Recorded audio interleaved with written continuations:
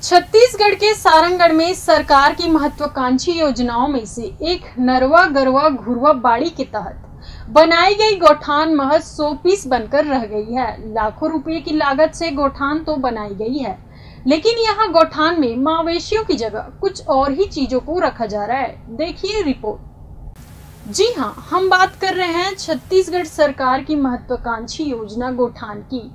वैसे तो इसमें मवेशियों को रखने के लिए बनाया जाता है, लेकिन इन गौठानों में आपको मवेशी देखने के लिए नहीं मिलेंगे, बल्कि उसकी जगह पर कहीं पर कोई पंचायत रेत को स्टोर करके रखा है, तो कोई पंचायत कबाड़ की चीजों को रखा है। और बात करें गौठान में पहरावट की, तो ये आपको कहीं नजर ही नहीं आएगा, क्योंकि मवेशी तो आपको सड़कों में खुलेआम घूमते दिख जाएंगे।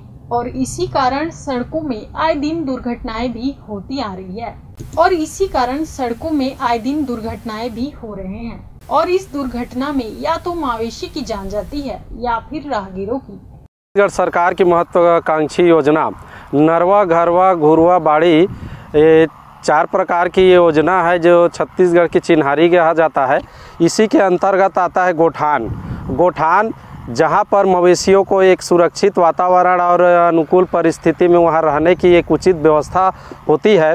वहां गौठान में मवेशियों को रखने की एक व्यवस्था की जाती है। इसको गांव-गांव में छत्तीसगढ़ सरकार के द्वारा बनाया गया है। मगर उस गौठानों को हम कहें तो कई ग्राम पंचायतों में हमने गौठान देखी है, तो गौठान पूरी तरह से माने खाली है और शून्य है। कहीं पर मवेशियाँ दिखाई नहीं देती है, मगर मवेशियाँ आपको सड़कों पर ज़रूर दिखाई देंगे। सड़कों पर कई सैकड़ों के संख्या मवेशियाँ जगह जगह पर दिखाई देंगे, और उनसे आए दिन सड़कों में दुर्घटनाएं हो रही है। या तो मवेशियों की जान जा रही है या फिर राहगीर दुर्घटना का शिकार हो रहे हैं।